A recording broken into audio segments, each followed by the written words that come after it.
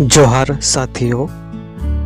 आदिवासी समुदाय में जोहार कहने की परंपरा बहुत ही प्राचीन काल से चली आ रही है और ये परंपरा आदिवासियत के महत्वपूर्ण बिंदु को दर्शाती है।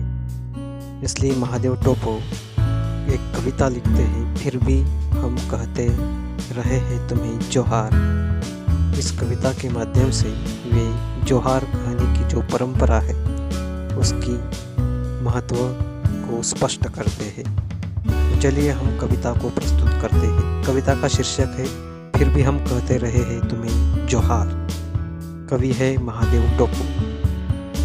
हम बियाबानों में जोहार कहते करते रहे तुम्हारा स्वागत। तुम नमक की टोकरी लिए जीतते रहे हमारा दिल जीतते जीतते आखिर तुम जीत गए बहुत कुछ। लेकर सादे कागज में अंगूठे का निशान रचते रहे हमारे विरुद्ध षड्यंत्र, लेकिन इन सब से अनजान अपनी झोपड़ियों में करते रहे हम तुम्हारा स्वागत। करते रहे तुम्हें जोहार। आखिर जबरन अपने खेतों से होने पर बेदखल हुआ हमें ज्ञात। गलती है कहाँ? न्यायालय के कटघरे में हमें बताया गया, समझाया गया। सादे कागज में अंगूठे के निशान ने किया गया खेतों से हमें बेदखल। फिर भी हमने बुरा नहीं माना। जंगलों के कुछ और चलकर भीतर खेत खोदते बस गए हम, ताकि हो न तुम्हें कोई तकलीफ। हमने तुम्हें जोहार कहना किया नहीं बंद। जब भी तुम आए हमारे गांव हमने तुम्हारे स्वागत में कहा जोहार। लेकिन बदलते युग में बदल गई स्थितियाँ भी, तुम भी बदल गए। फिर भी हमने तुम्हें जोहार कहना नहीं त्यागा।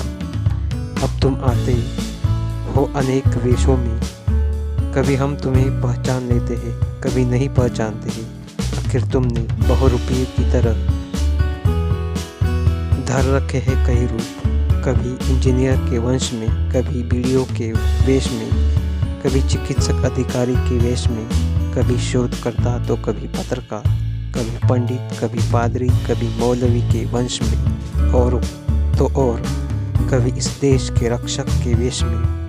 झकझक सफ़ेद कपड़ों में आते हो हम, कभी इसलिए तुम्हें पहचान नहीं पाते। नहीं पहचान तो लेते हैं, मगर मुट्ठी भर भात के जुगाड़ में आज हम हो गए हैं इतने व्यस्त कि तुम्हें जोहार कह नहीं पाते। तुम बुरा मानते होंगे, मान लो। आखिर किन किन रूपों में हम तुम्हें पहचाने, क्योंकि हमने तुम्हारे जिस रूप को माना सच, उसी रूप में किया है हमारे साथ विश्वासघात। फिर भी हम कहते रहे तुम्हें जोहार जोहार जोहार।